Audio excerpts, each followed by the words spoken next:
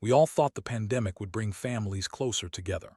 My wife, Jessica, and I had been married for 5 years, and though we had our ups and downs, I believed we were solid. Quarantine started, and at first it was an adventure. We were like kids again, cooking together, binge-watching shows, and planning future vacations.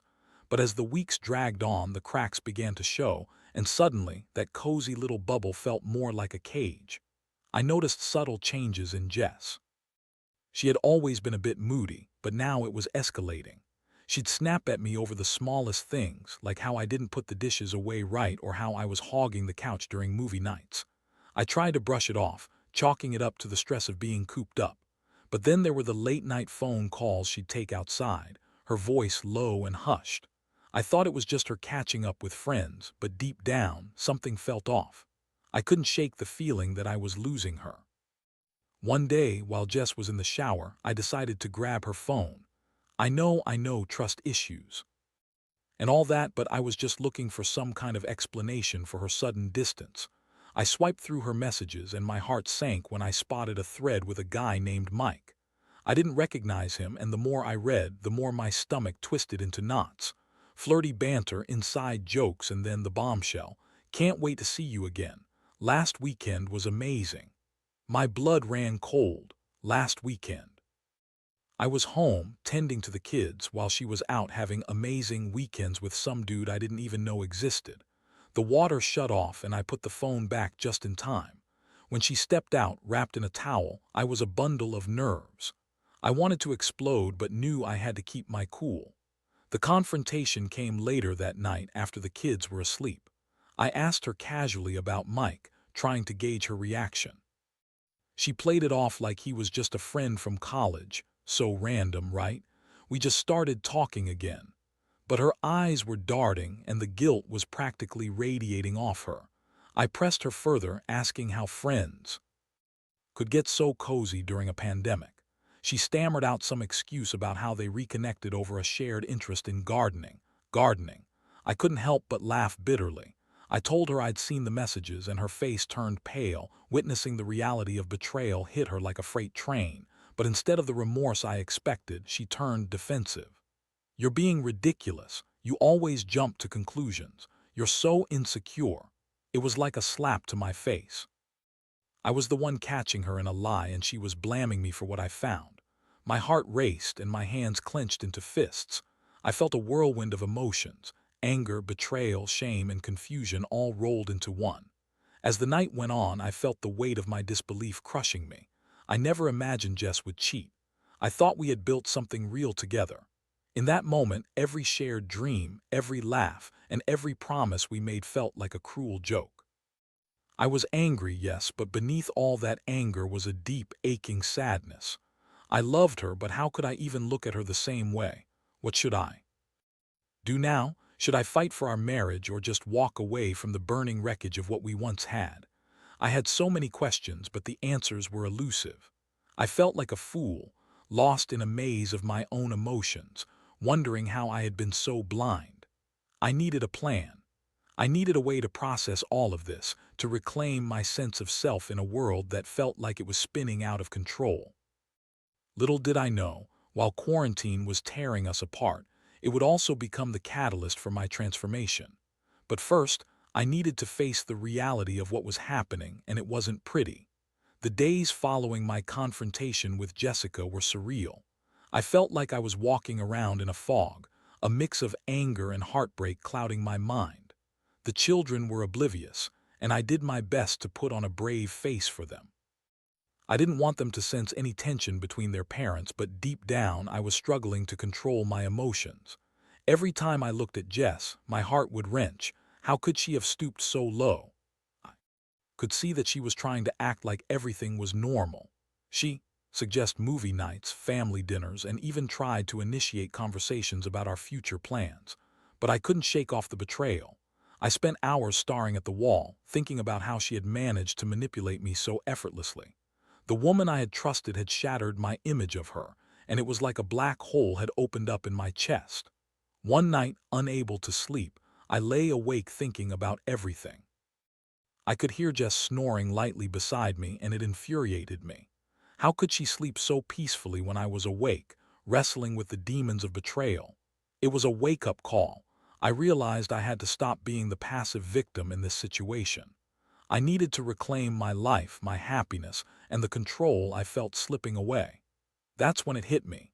If Jess could sneak around and betray me, I could use this opportunity to build something she wouldn't have access to.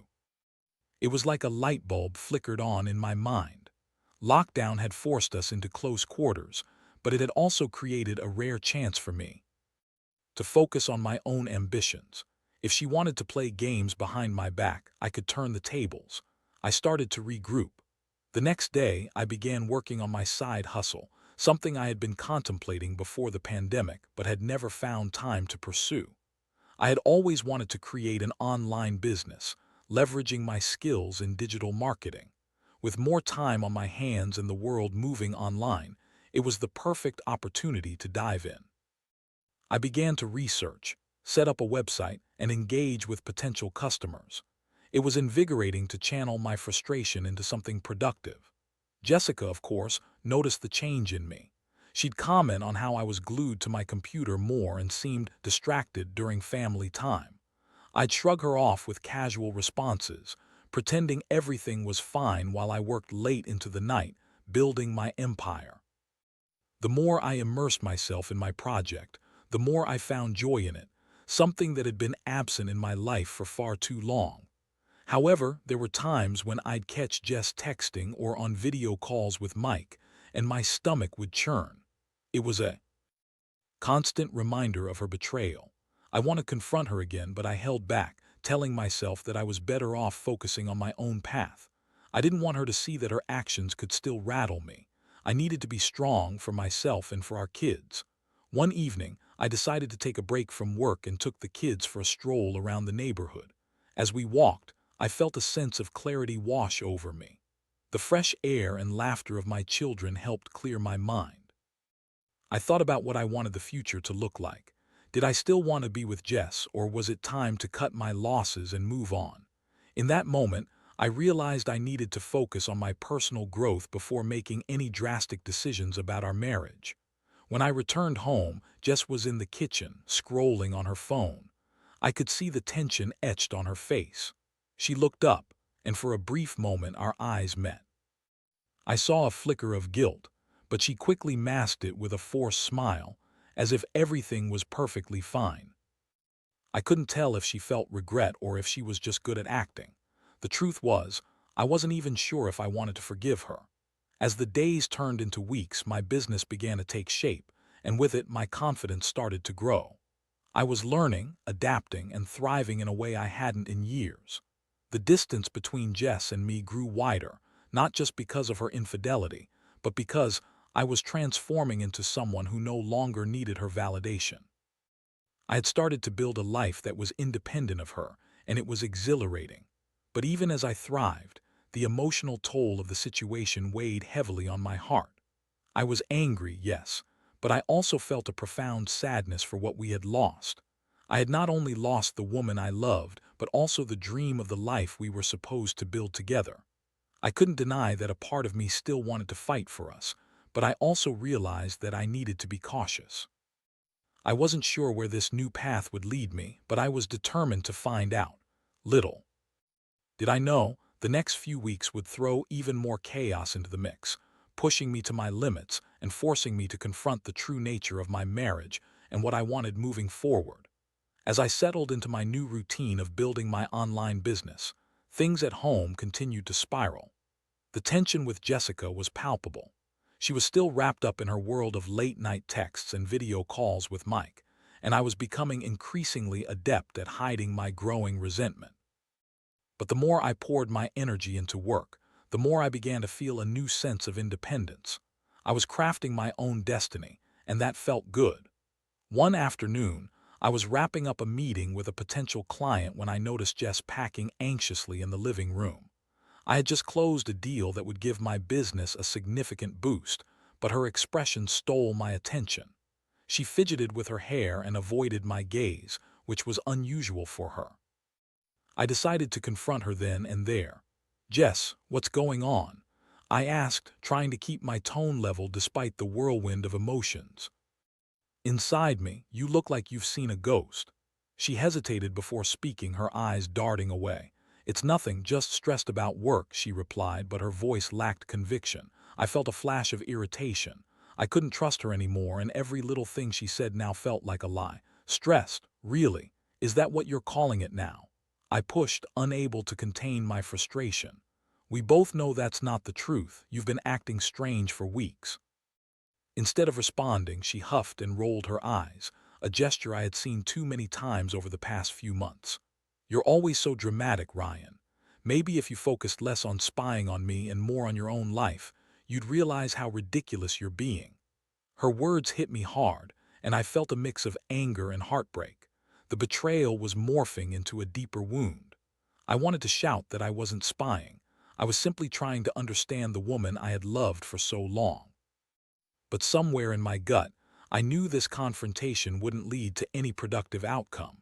Jess was too far gone in her own world, wrapped up in her lies.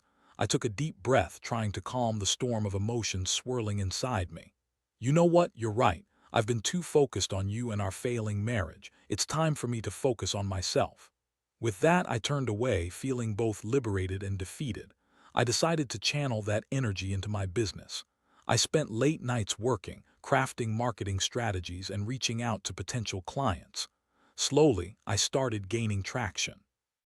The more success I achieved, the more I realized I was capable of standing on my own 2 feet. I wasn't just a husband or a father. I was also an entrepreneur, and it felt empowering.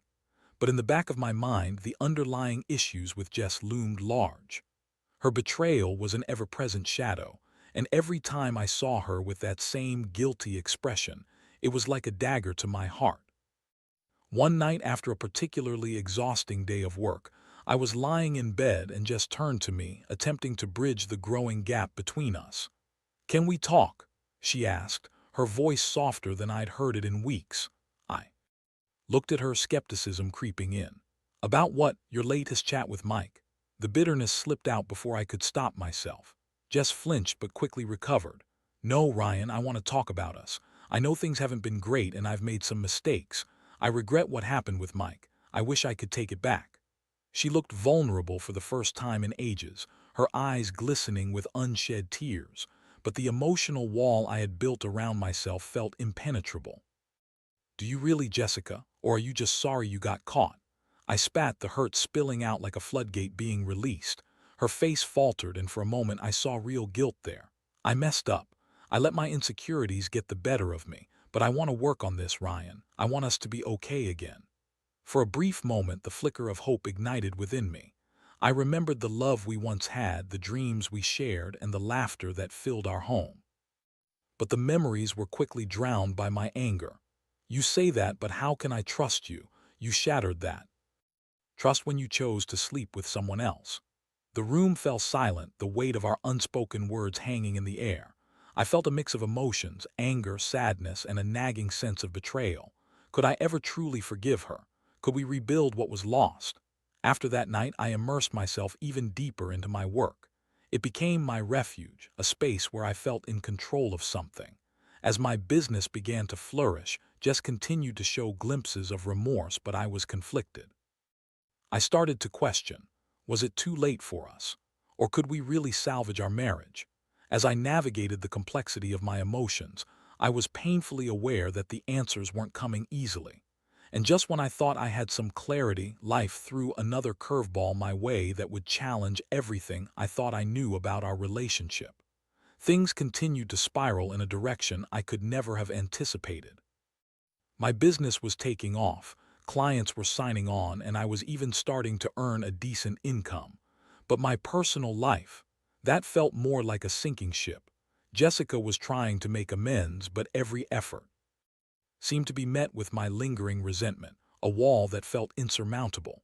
One evening, I returned home from a late meeting with a client, feeling euphoric about securing a major contract.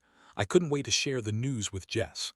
As I entered the house, I was greeted by an unusual silence. The kids were already in bed and the lights were dim. I glanced around, noting that the living room was empty. "Jess," I called out, but there was no answer. I felt a twinge of unease settle in my stomach. I walked toward our bedroom, and as I pushed the door open, I was unprepared for what I saw. Jess was sprawled across the bed, her phone in hand, and on the screen I could see a video chat with Mike. My heart dropped. She looked so comfortable, so at ease with him, and in that moment I felt my entire world crumble again. I should have felt rage, but instead I felt a sickly mixture of betrayal and disbelief. I quietly stepped back out of the room, my mind racing. I was caught in a whirlwind of emotions: anger, heartbreak, confusion. How could she be so brazen? How could she let me walk into that? I paced the living room, trying to collect my thoughts. I contemplated what to do next. Confronting her now felt futile. She clearly hadn't changed. I needed a plan, and I needed to gather evidence. I grabbed my laptop and began to document everything: the dates, the times, the messages I had seen. It was time to take control of the narrative. Over the next few days, I put my plan into action. I started doing surveillance of sorts. I set up a hidden camera in our living room, hoping to catch more evidence of her deceit. I knew it was invasive, but I felt justified. After everything I had endured, I needed to see the reality of the situation to have proof. I needed to know if I was being paranoid or if this was truly a continued betrayal. Each day I watched the footage, and it only further confirmed my worst fears. Jess was still sneaking around, still texting Mike, and still lying to my face. The more I watched, the more determined I became to confront her with undeniable evidence. One afternoon, Jess came home early from running errands. I was in my home office, reviewing some footage, when I heard her footsteps approaching. Panic surged through me. I quickly shut my laptop and tried to act nonchalant. "Hey, you're home early," I said, forcing a smile. "Yeah, just thought I'd surprise you," she replied with a cheerful tone that felt completely at odds with the heaviness in my chest. I could see the nervous energy in her eyes. She was trying too hard to keep the mood light. I wondered if she sensed that I was onto her. For a moment I considered confronting her right then and there, but I held back. My instinct told me to wait for the right moment to reveal what I knew. That night, after the kids were asleep, we sat on opposite ends of the couch. Jess attempted to engage me in conversation, but I could barely focus on her words. My mind was racing with the details of the hidden camera footage. Finally, I decided I had enough evidence to catch her in her lies. "Jess, can we talk?" I said, my voice steady but laced with tension. "Sure, what's up?" Her demeanor shifted slightly, and I could see the apprehension creeping into her eyes. I took a deep breath. "I've been thinking a lot about our marriage and what's been happening with you and Mike." Her face fell, and for a second I thought I saw panic flicker across her features. "Ryan, I told you I'm trying to fix things. I really am," she stammered. "Are you?" "Because I've got proof, Jess." I pulled out my phone, my heart racing. "I set up a camera in the living room and I've been watching the footage." She froze, her mouth opening and closing like a fish out of water. "You, what? How could you do that? Don't play the victim here. You've given me no choice," I shot back, feeling the anger boil inside me. "I saw everything: your texts, your eagerness to hide things. You think I don't know what's going on?" "Ryan, please, you don't understand," she argued, desperation creeping into her voice. "You're making a huge mistake." "Am I?" "Because it seems like you've been making a lot of mistakes lately," I replied, my voice cold and unwavering. "You've been living a double life, while I've been here trying to make sense of our marriage." The confrontation escalated from there. Jessica pleaded with me, throwing out excuses that felt as flimsy as tissue paper. "I was lonely. I missed you. You were always working." She cried, desperation mingling with anger, but I wasn't having it anymore. "You chose to betray me, Jess. You made that choice, and now I'm making mine. You think it's okay to just sweep this under the rug?" That night was a blur of yelling, tears, and accusations. I felt a mixture of bitterness and relief as I finally voiced everything I had been holding back for so long. But as the argument escalated, I realized that we were both trapped in a toxic cycle, one that would only lead to more pain. I took a step back to evaluate what I wanted for my future. I was reclaiming my life. My business was thriving, and I was learning to stand on my own. Did I want to keep fighting for a relationship that felt like a sinking ship? Or was it finally time to cut my losses and focus on building a life that I could be proud of? It was a decision I would have to make soon, but as the dust settled, I knew I was done being her punching bag.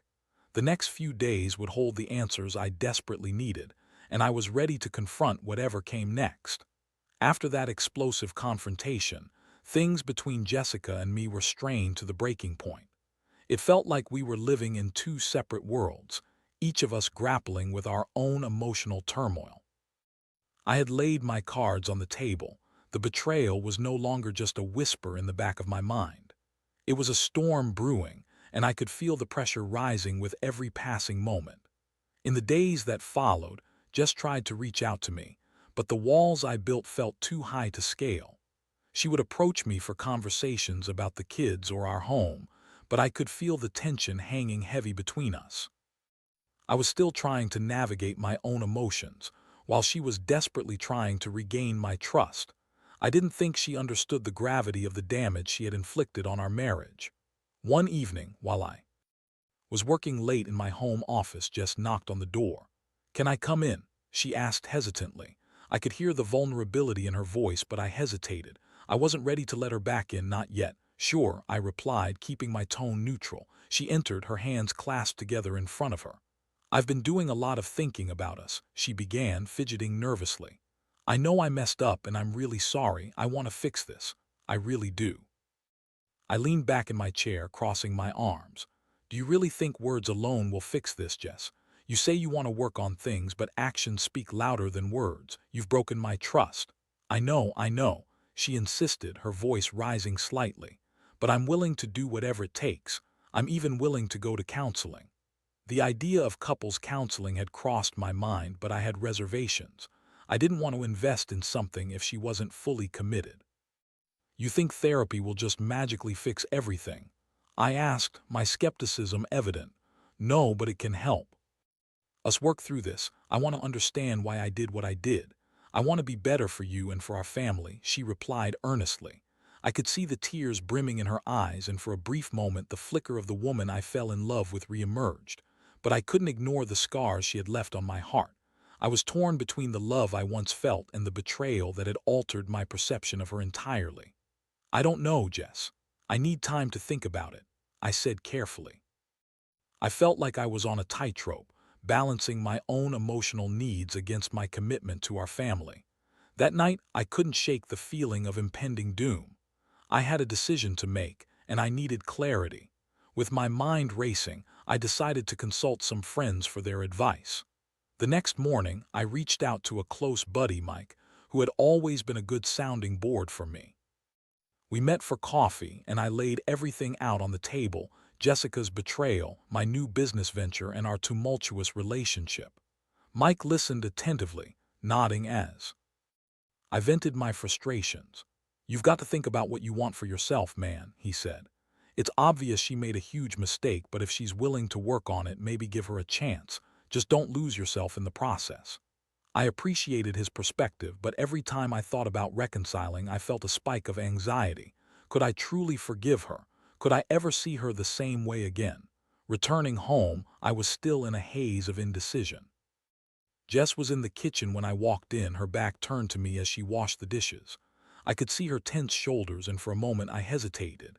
Did I want to continue this toxic dance, or was it time to draw a line in the sand? "Jess," I said, my voice cutting through the silence, "we need to talk." She turned around, her eyes wide with uncertainty. "Okay, what's on your mind?" "I've been thinking about what we talked about counseling," I started, my heart rate quickening. "I'm not sure that I can do it. I don't know if I can trust you again." Her expression shifted from hope to despair. "I understand, I really do, but I want to work on this, Ryan. I'll do anything." "Anything, or is that just words? You had your chance and you threw it away," I countered, feeling the heat rise in my chest. "Please just let me show you I can change," she begged, her voice breaking. "I'll be a better wife. Just give me a chance." I felt the emotional weight of her words, but I was still wrestling with my own hurt. "It's not that simple, Jess. Trust isn't rebuilt overnight. It's earned over time, and right now I don't see how you can earn it back." The silence that followed felt heavy. I wanted to reach out to comfort her, but I was scared. Scared of getting hurt again, scared of falling back into old patterns. I turned away, feeling the walls I had constructed around my heart grow thicker. "Maybe we need some space," I finally said, the words tumbling out before I could stop them. I need time to figure things out. Her face fell and I could see the devastation wash over her. Space. You mean you want to separate? She asked, her voice barely above a whisper. It's not a permanent decision, Jess, but I need to be on my own for a while, I replied, my heart aching at the thought of the family we used to be. As that reality settled between us, I felt a profound sense of loss. It was a painful decision, but I knew it was necessary for my own healing. I needed to reclaim my life, and that meant stepping away from the chaos that had consumed our relationship. As I retreated to my home office, I felt a wave of emotions crash over me: sadness, anger, and even relief. I was finally taking control of my life, but it came at a cost. The next few days would be crucial as I navigated this new chapter, and I had no idea where it would lead me. But one thing was certain: it was time for me to focus on rebuilding, even if that meant doing it alone. The days that followed my decision to take space from Jessica were both freeing and agonizing. I moved into a temporary setup in our guest room, trying to carve out a small corner of my life that belonged solely to me. The walls felt like they were closing in, but they also offered a sense of protection. Without the constant pressure of her presence, I had room to breathe and reflect. I threw myself into my work, the business I had built becoming my refuge. I cranked out projects, collaborated with clients, and even began developing new ideas. I found a new rhythm, one that didn't involve the heartache of my personal life. But even amidst the success, I couldn't escape the emotional toll of what had transpired. The loneliness crept in during the quiet moments, reminding me of the love I once had. In the evenings, I would often hear Jessica moving around, the familiar sounds of her cooking or cleaning. I felt a pang of nostalgia mixed with the bitter taste of betrayal. Every time I caught a glimpse of her, I was reminded of the woman I loved and the woman who had hurt me so deeply. I missed the connection we once shared, but I also knew that I couldn't go back to the way things were before. One night, after dinner with the kids, I found myself standing at the door to the guest room, staring at the closed door that separated us. Jess knocked softly, and I could hear the tremor of her voice when she spoke. "Can we talk?" I contemplated for a moment before opening the door. She stood there, her eyes puffy and red from crying. "I need to apologize for everything, Ryan. I realize how much I've hurt you, and I can't express how sorry I am." "Sorry doesn't erase what you did, Jess," I replied, feeling the familiar wave of anger rise within me. I know, but I want you to know that I've started seeing a therapist. I want to understand why I made those choices," she explained, her voice trembling with emotion. "I want to fix this not just for you, but for myself." I was taken aback but reluctant to let hope seep in. Therapy is a step, but it's not a magic solution. Trust isn't something you can just rebuild in a few sessions. It takes time, and I don't know if I can be what you need right now.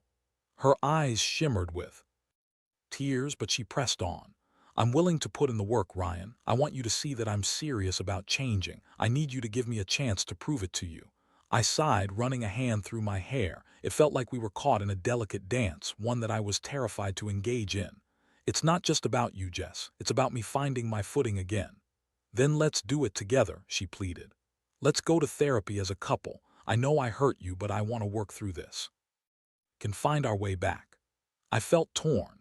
Part of me wanted to scream at her to leave me alone, to make her understand the magnitude of her betrayal.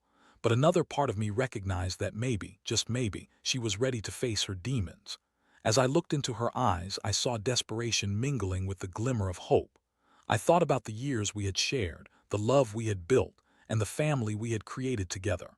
I wasn't ready to throw it all away without at least trying to see if there path forward. "Okay," I said, my voice shaky but resolute. "Let's try counseling together, but I need you to understand that this isn't a free pass. I won't tolerate dishonesty anymore." Her face lit up with a mixture of gratitude and relief. "Thank you, Ryan. I promise I'll do everything I can to make this right." Over the next few weeks, we began attending therapy sessions together. It was painful at times, dredging up feelings we had buried deep down, but it was also enlightening. We were forced to confront not only the betrayal, but also the underlying issues that had contributed to our disconnect. I learned to articulate my feelings, to express my hurt and frustration, and for the first time in a long while, I felt heard. Jess began to reveal her vulnerabilities, sharing the insecurities that had driven her to seek validation elsewhere. It was a slow process, filled with setbacks and breakthroughs, but it was the first step toward rebuilding the trust that had been shattered. As weeks turned into months, I began to see signs of change in Jess. She was committed to her therapy, and I could see her. Genuine efforts to communicate better and to be more present. I was still guarded, but I also felt a flicker of hope. One evening, we sat together on the couch, a comfortable silence enveloping us. It was strange but comforting. Jess turned to me, her eyes filled with sincerity. "I don't want to lose you, Ryan. I love you, and I'll never take that for granted again." "I want to believe you, Jess," I replied, my voice softening. "But it's going to take time. I need to heal, and so do you." "Then we'll heal together," she said, reaching for my hand. As I held her hand, I felt a surge of emotions, fear, hope, and the flicker of love. I realized that while the journey ahead would be rocky, it was a journey we could navigate together. In the months that followed, we worked tirelessly to rebuild our relationship. It wasn't easy, and there were moments of doubt, but each small step forward felt like a victory. I was reclaiming my life, not just as an individual, but as a partner in a relationship that had seen the depths of betrayal yet was on the mend. Through this experience, I learned that love isn't just about the good times. It's also about weathering the storms together. Trust can be broken, but with commitment, honesty, and hard work, it can also be rebuilt. My journey was far from over, but I was ready to face whatever came next together.